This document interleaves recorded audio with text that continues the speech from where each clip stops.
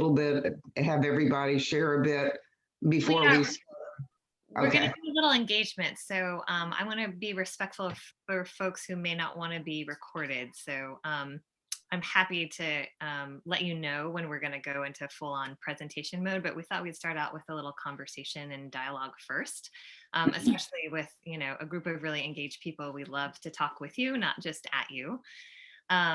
But my name is Jana Gastellum. I am the Deputy Director for Programs at Oregon Environmental Council, and I wanted to tell you a little bit about OEC as well, but also just let you know how much I appreciate who you are and what you do. As I was heading off to college, I did have an older male cousin say to my parents, I'm not sure why you're planning to spend all that money on her college degree when she should probably just get married. And so, as much as things change, they sometimes still stay the same. And so I think your goals and mission and purpose are as relevant and valid and important today as they were in 1979. So thank you for continuing to push the envelope and really be watchdogs and advocates for women advancing in all the many spheres that we deserve. Oregon Environmental Council actually started in 1968, and it sounds in some ways like our origin stories are somewhat similar. It was a group of dedicated individuals, members of garden clubs and the early recyclers, folks who love the out of doors, and people who love their communities, who came together and said, there needs to be a voice for the environment at our state capitol down in Salem. And at that point, there really wasn't an organized environmental presence in the state capitol, but clearly a need in 1968, before the federal EPA even existed, to make systematic change for the environment. And so it was a group of dedicated individuals who came together and founded Oregon Environmental Council, and then put the first environmental lobbyist or advocate kind of there in Salem in a consistent way. And one of the early lobbyists was actually a woman as well, which was kind of ahead of its time for that era as well. So since then, OEC has done a number of really wonderful things. We were part of passing some landmark environmental policies that then set national trends. So we were part of the bike bill to create actual investments in biking infrastructure. We were part of helping to pass the bottle bill, which created the bottle deposit bill and addressed litter, which was a tremendous problem at the time. But to think about how do you create value and a sustainable cycle to reclaim the value in those materials as well. That certainly became a national standard setting type policy. And then we were a part of the beach bill that made sure that we protected the entire Oregon coastline for public access. And, really loved that was very much a bipartisan effort in Oregon and led by then Governor Tom McCall, who was a Republican. And so we know that really for Oregonians, our values run deep, and a lot of people really care about clean air, clean water, wise use of resources, reducing waste. And so we really try and work very collaboratively. We are a membership-based organization. We are nonpartisan. Our support depends on individual members and foundations and philanthropy. We also have some businesses who support us, and we love to support sustainable businesses as well. But really, so much of what we're doing today is thinking about what are the big challenges and how do we leverage state policy to really make the change that we need to see today and for future generations. And we're thrilled that you want to talk about climate change, because boy, if there was ever an intergenerational issue that needs to be addressed, that is one of them. We also work on transportation. We work on reducing toxics in the environment, and particularly toxics in products. And you will, I'll give my caveat now. I am a mom. I have 2 kids and a new cat. And so if we have any interruptions, you may see a tail fly through, or you may get to meet my wonderful kids as well. But this is one of the beauty, I think, of this online environment, is that we get to be our full people and we get peeks into our real lives. But if my kids come up, I will introduce you, because they're also pretty wonderful young women as well. But apologies for any interruptions.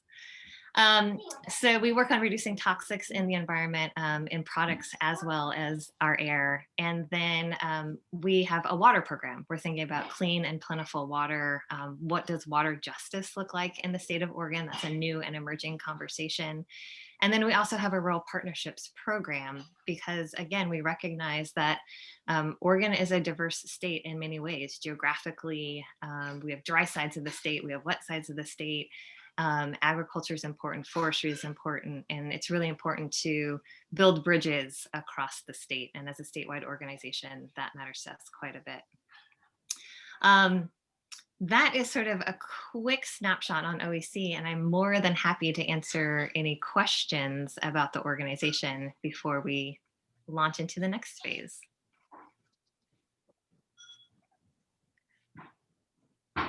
It's so much to take in that can't even come up with a question yet, but maybe later, but yeah. It's fascinating. Yeah.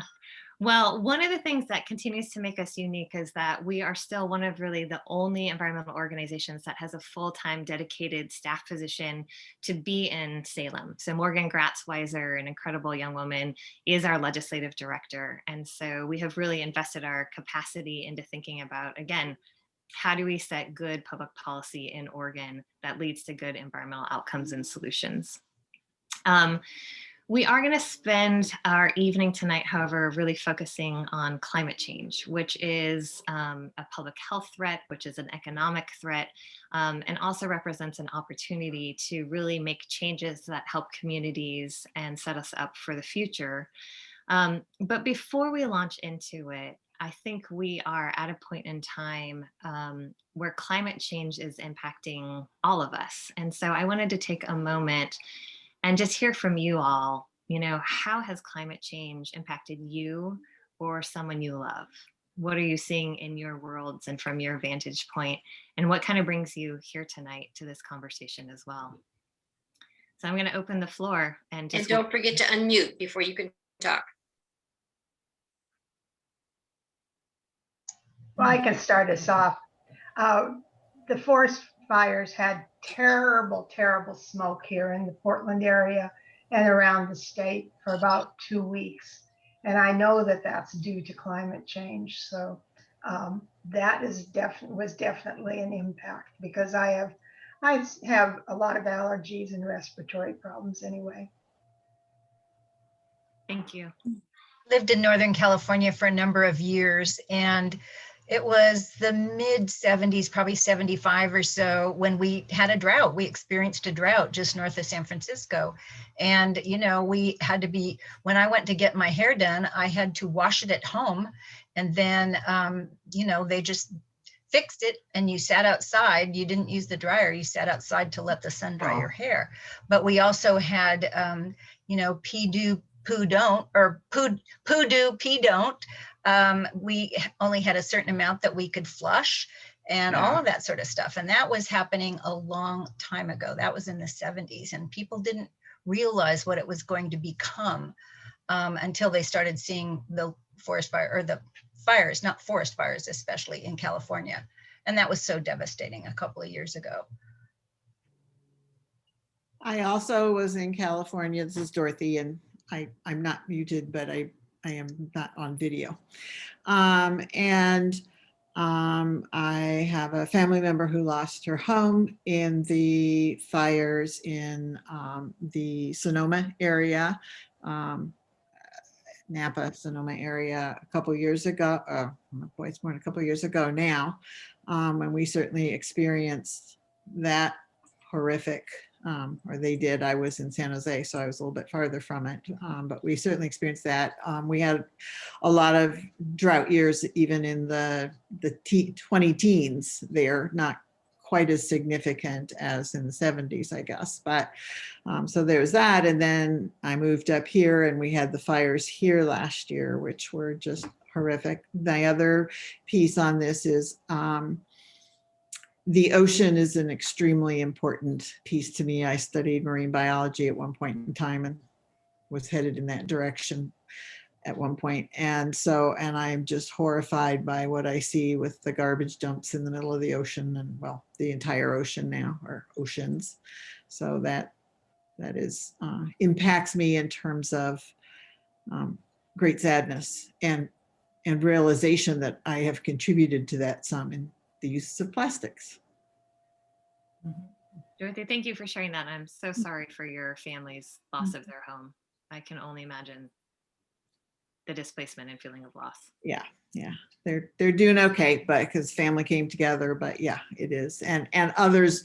I have a lot of family there, and in the San Jose, Santa Cruz area too, lost home. So there, but family rallies and we make things happen. I am kind of a national parks geek myself. I have a passport that's probably 25 years old, maybe 30. And so I've visited a lot of national parks. And one of the things that I remember, and I'm thinking it's like 15 or 20 years ago, being in kind of that circle, we were told, go to Glacier now because it's not going to be Glacier Park anymore. And it's almost there already. You know, when I see the updates on how, I mean, that 100 years ago, that park was a completely different environment. So it's the fires in California, it's the glaciers up above, it's the water levels in and around New Orleans and the Gulf and all that. I mean, there's so many things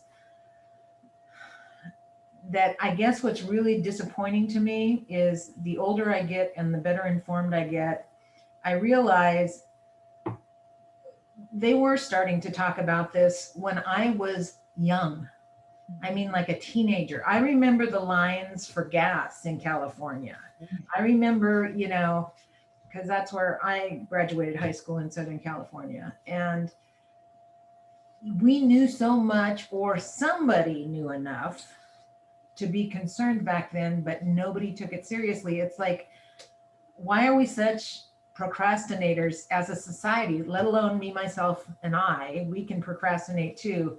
But this is so serious, but we waited so long. It feels so imminent now that, you know, I just watched a show on PBS, I want to say last night, that was about basically recycling.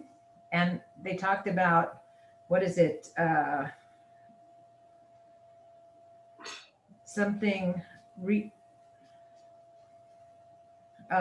It's lesson, like something renew and recycle. Reduce, reuse, recycle. Reduce, renew, recycle. And they basically said that, you know, the petroleum companies have kind of pushed it toward recycling to take everybody's eye off the real ball and kind of put the ownership in the poor end users' pocket there to say, oh, well, it's all your fault because you didn't return enough bottles. And they're saying that's like less than 1% impact as compared to, we should be using less in the first place. We should be reusing more. And recycling is the last little fifth wheel on the truck. It doesn't really, it helps, but it's minimal. So our focus has been completely wrong, and it feels like it's been manipulated that way. So I am very interested. Okay. We have a fourth R for you too. It's called replace. So not only reduce, reuse, recycle, but also replace. So switch off of the fossil fuel to the cleaner option. And Yeah. that's a fantastic a new part of the conversation today. Mm-hmm. So are we good? I guess now might be a good time to start on this, the third, you know, the main part of your presentation. I think we've had some really good examples of what we have all experienced and serious problems. Yeah. And well, thank you so much for sharing your experience and impacts. And I think what's really important when we talk about climate change is that we also bring it home to people. For a while, it has been what felt like an abstract kind of challenge. And now I think there's personal experience, and we realize how much really is at stake. And we still have opportunities to avert the worst impacts, but there's a lot we need to do. But there's also a lot of great near-term solutions for us to focus on. And I think it's also important that we recognize that the impacts don't fall equally on people, that some people bear higher burdens than others, and that as we navigate our way through both the solutions to climate change, but also the impacts, we have to think about those who are really on the front lines, people of color, low income, geographically isolated folks. And so it's really incumbent, I think, upon all of us to think about how we can share benefits and how we can reduce burdens as well. And I appreciate the work that you all are already doing to think about how to do better on diversity, equity, inclusion, and having a more just society into the future. I'm going to hand the reins over to Nora, who is going to talk to us about what some of those opportunities are ahead of us. And then we're both available at the end for some question and answer. But thanks for the opportunity to just kind of talk and connect and hear your voices and stories as well.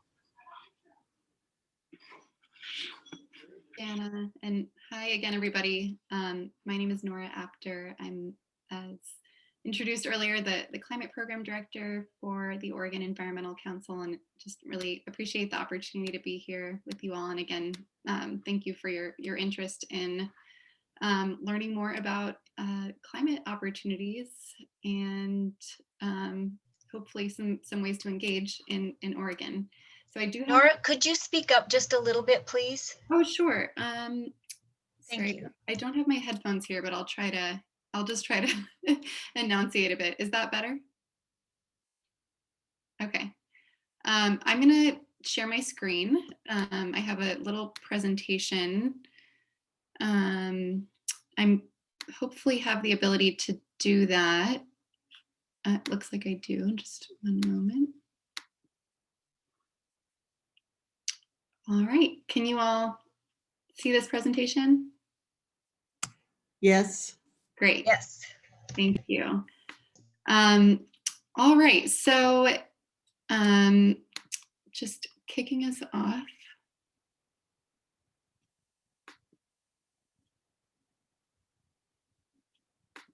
Oh, there we go. Okay. Always a little hitch on Zoom.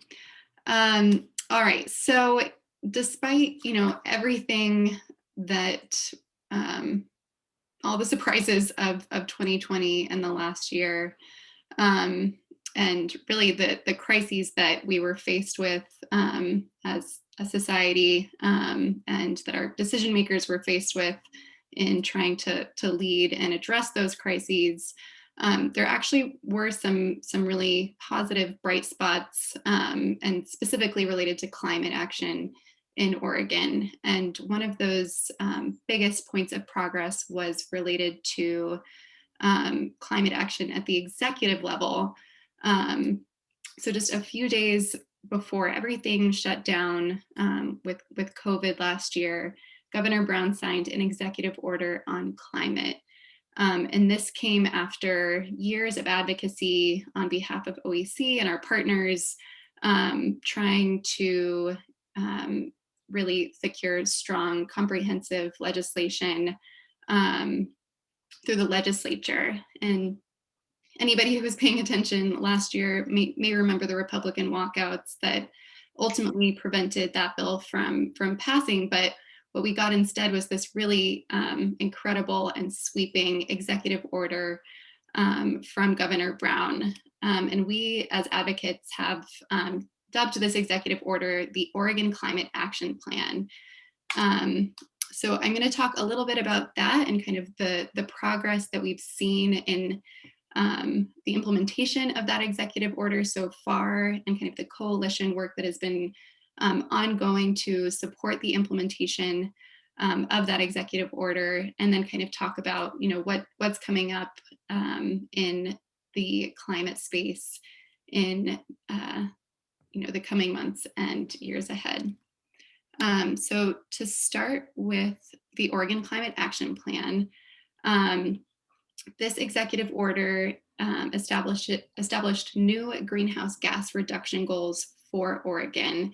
And it also included directives to 16 different state agencies to help achieve those goals by prioritizing climate in state decision making, and also adopting new programs to help support these greenhouse gas reduction targets and really reduce emissions across Oregon's biggest polluting sectors.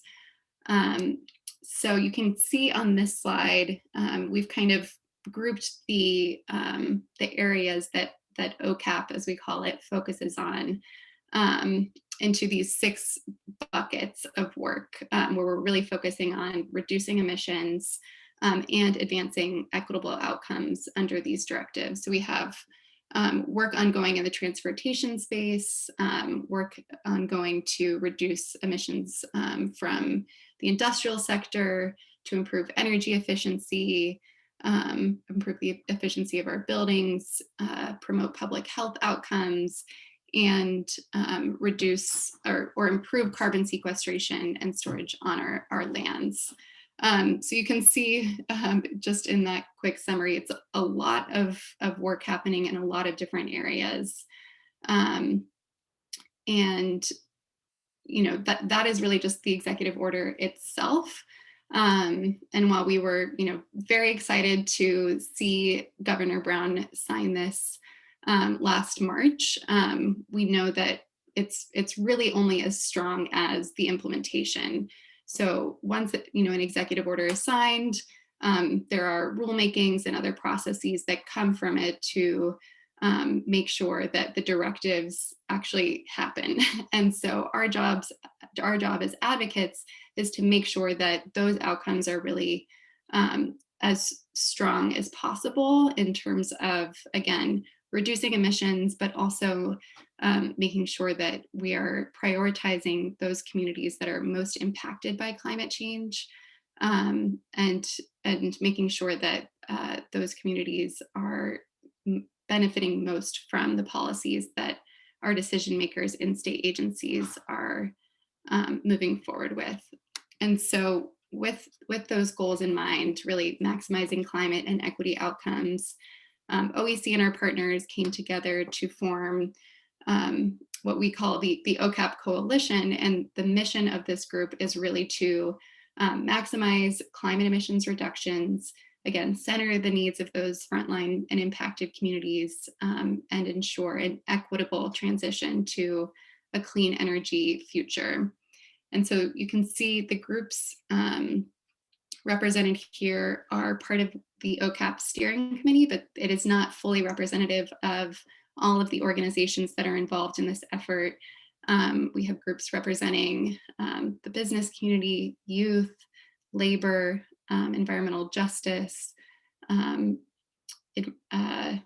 traditionally climate organizations, and others, all coming together to make sure that the policies that we're pushing for through these processes are really representative of the full scope of communities that are impacted by climate.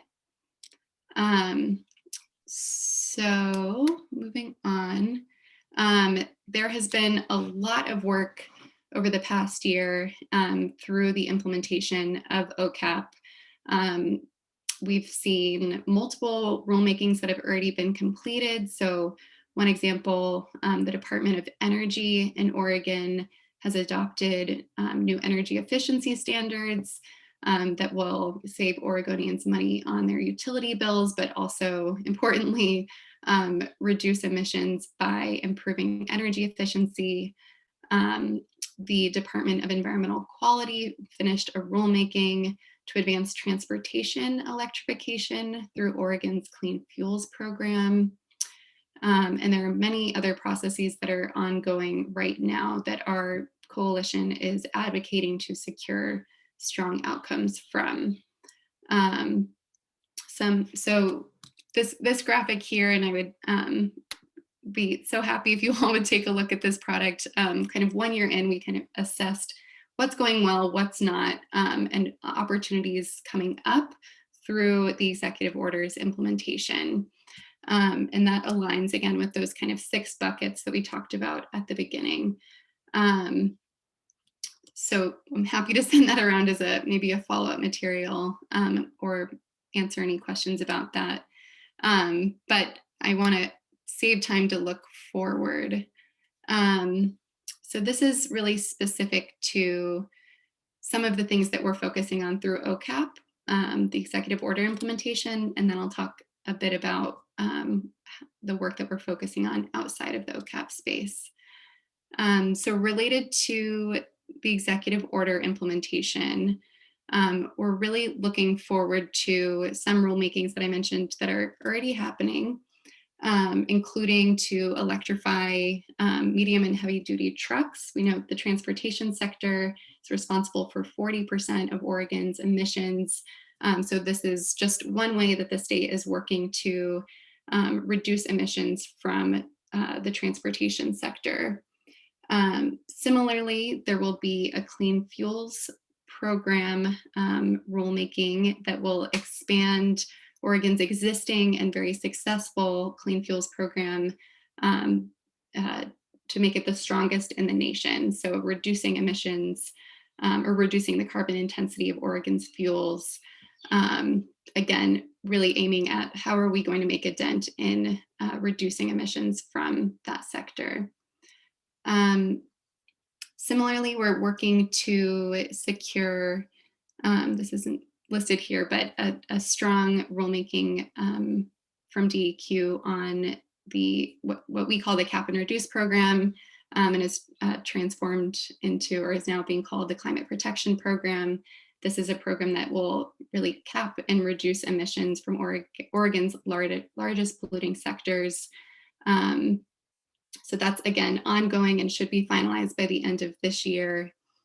I mentioned earlier increased energy efficiency requirements for buildings. This is another huge area where we need to see progress made in order to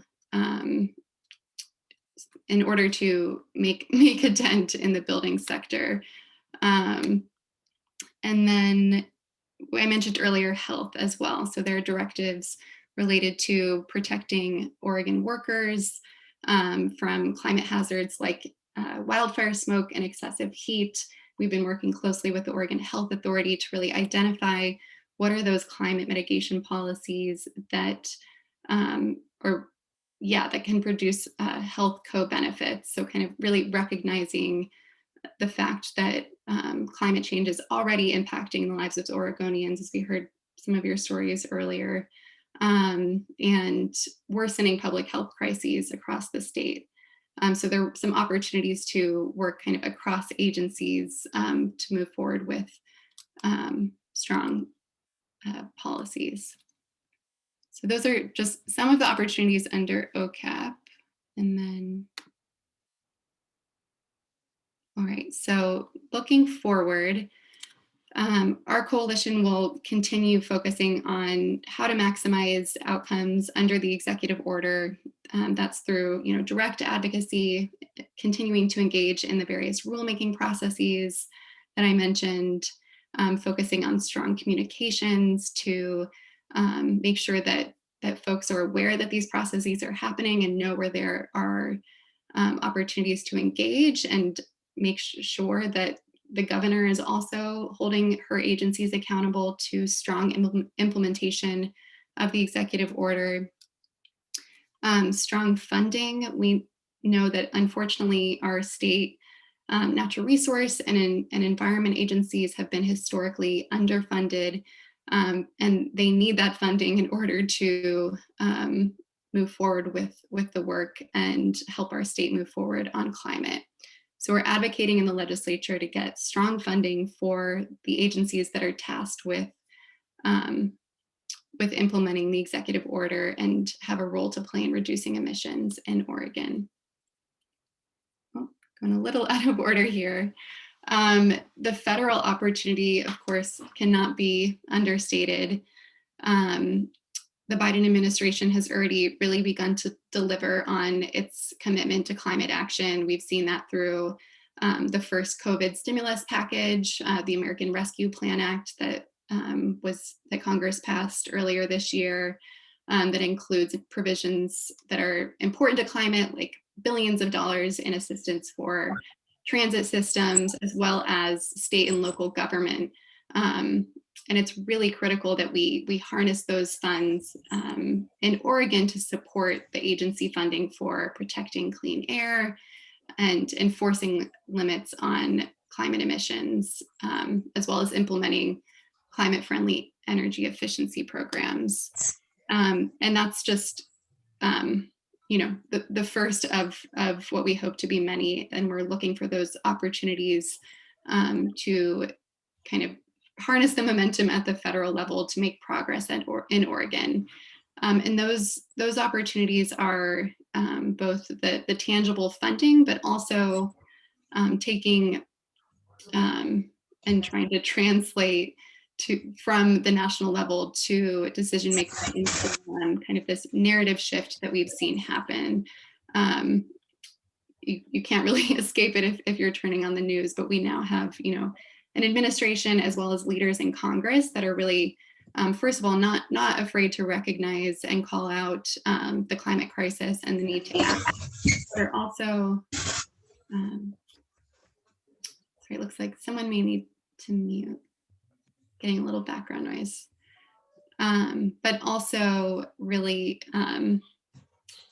recognizing the fact that climate is intersectional. So when we're talking about an economic stimulus package, we have an administration and a Congress that is emphasizing the need to build back better in a way that promotes a green economic recovery. So when we're talking about infrastructure, we're not just talking about building roads, but we're really talking about, okay, how can we improve our transit system? How can we reduce emissions from the transportation system? How can we put people back to work on building clean energy projects? So the fact that that is now the dominant narrative at the federal level is really important to us being able to make progress here at home and say, if we are not preparing for funding from the federal level that we can harness into those projects, those clean energy jobs, we're going to lose out on that opportunity. So we're paying attention to and trying to be really proactive in terms of federal action and how that translates here at home. And then lastly, last but not least, legislation. So I'm going to just click through this. We, again, have so much opportunity through the executive order on climate, as well as at the federal level. But we know that there is still much to be done on the climate front. So we are also continuing to try to move the ball forward on climate in the legislature. And really when we're looking for opportunities for climate action this year and beyond, we're trying to make sure that we're setting Oregon up for an equitable economic recovery.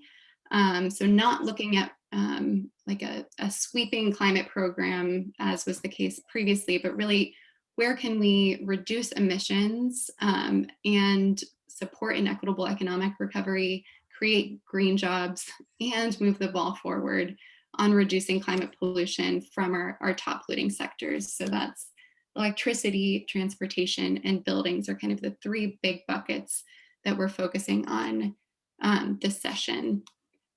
So electricity,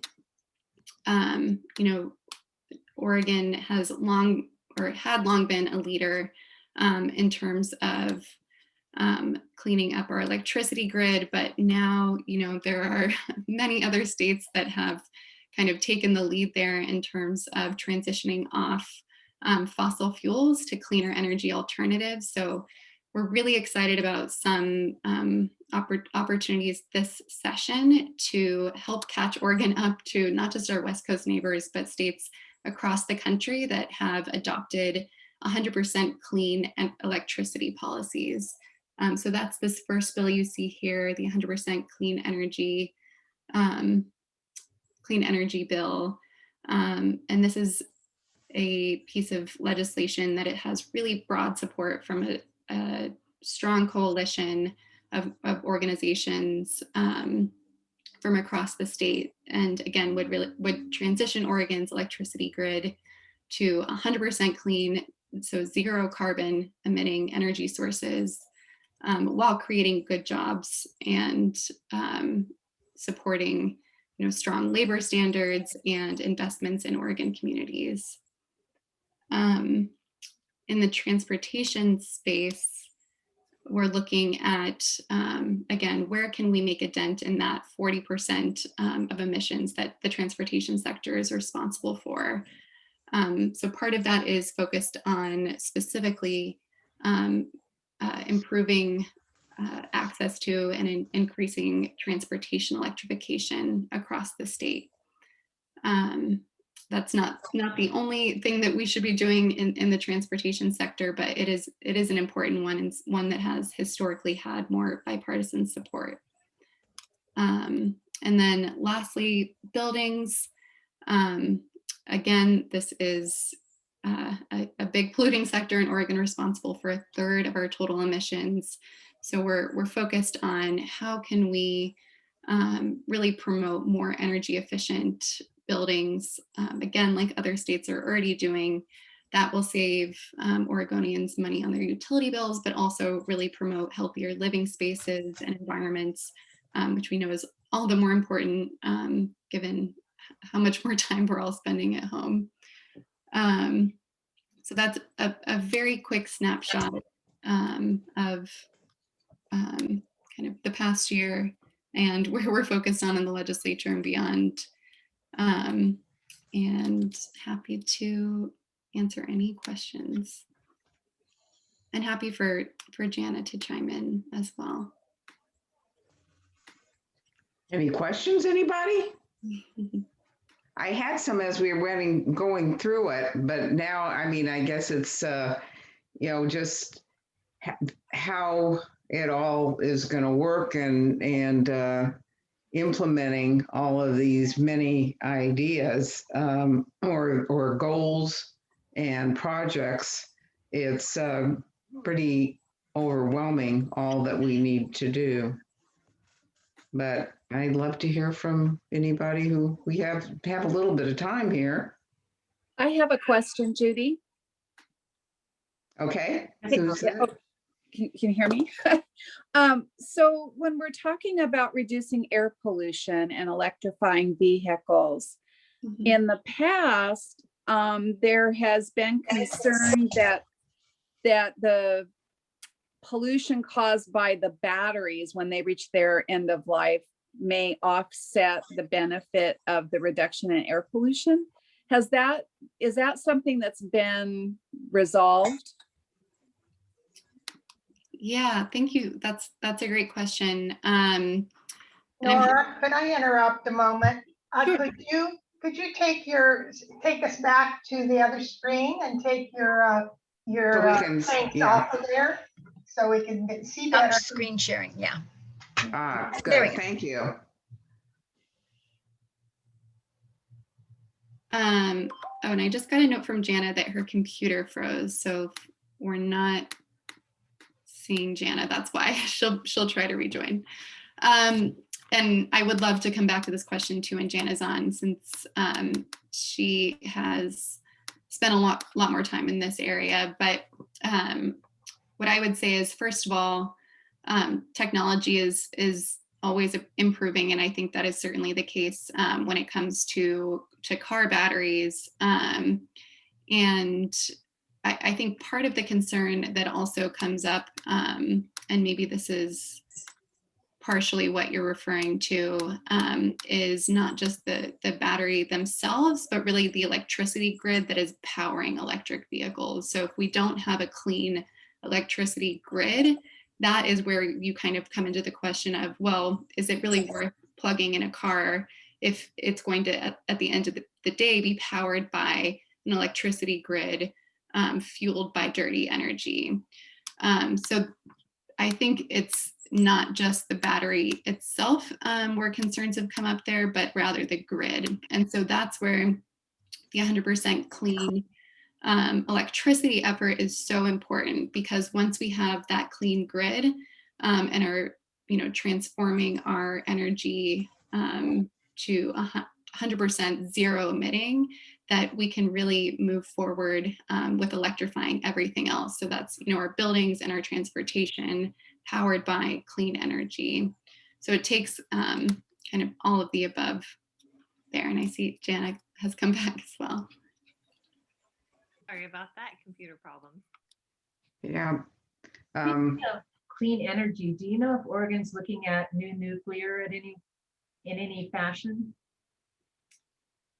Oregon still has a ban on new nuclear, and so it would take some additional legislation to make that happen. And there have been some efforts to try and do allow local county decision making around it, but so far nothing has passed that has allowed that. Yeah. So my question really concerns transportation.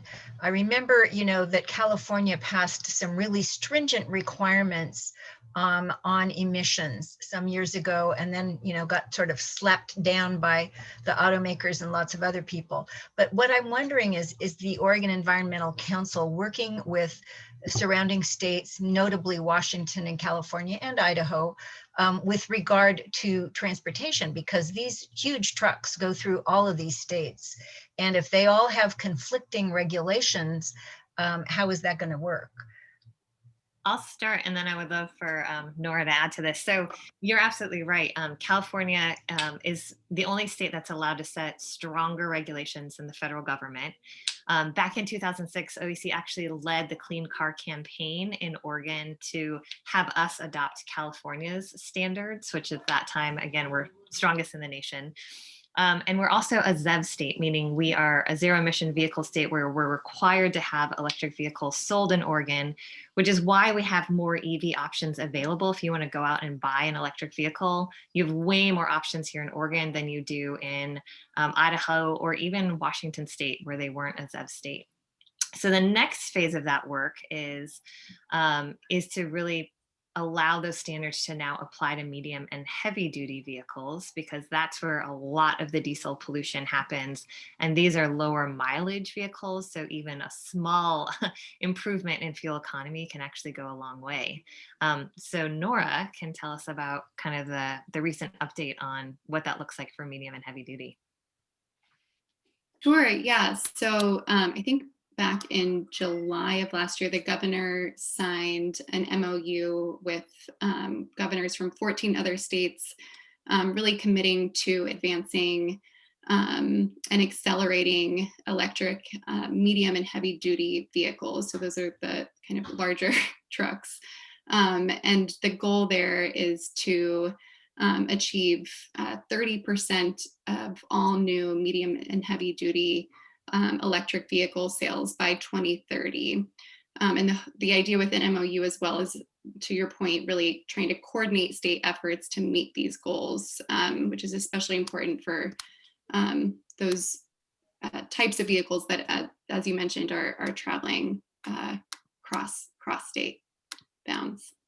Well, and then it's also nice to note that Daimler is actually doing some development and testing of electric long haul trucks as well. So it's nice that Oregon is part of developing it.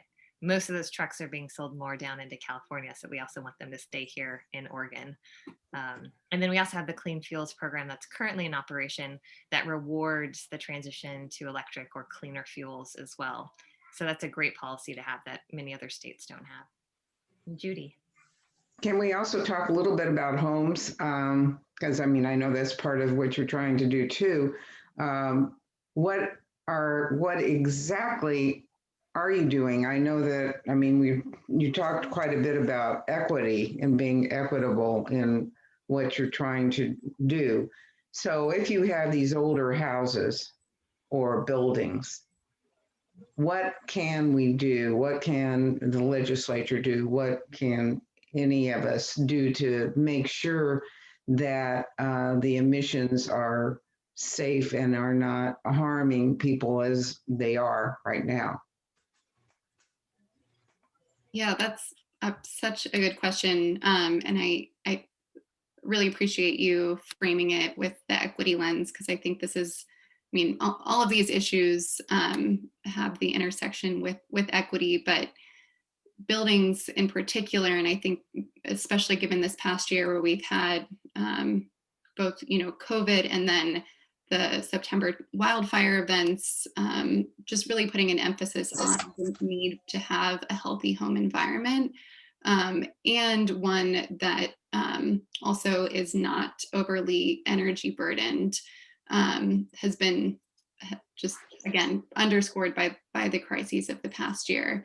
So there are a few different proposals in the legislature that OEC and our partners are working to support right now that address, improving energy efficiency of homes, trying to support things like weatherization for low-income Oregonians, as well as trying to reduce energy burden, or the percentage of someone's utility bill, or percentage of someone's income rather, that they spend on their utility bills, through a variety of approaches. So one of them is focused specifically on, as I mentioned, helping low-income Oregonians with weatherization, and increasing energy efficiency, so that makes sure that our living environments are not, contributing to poor health outcomes, and providing the protection that we need from things like extreme weather events,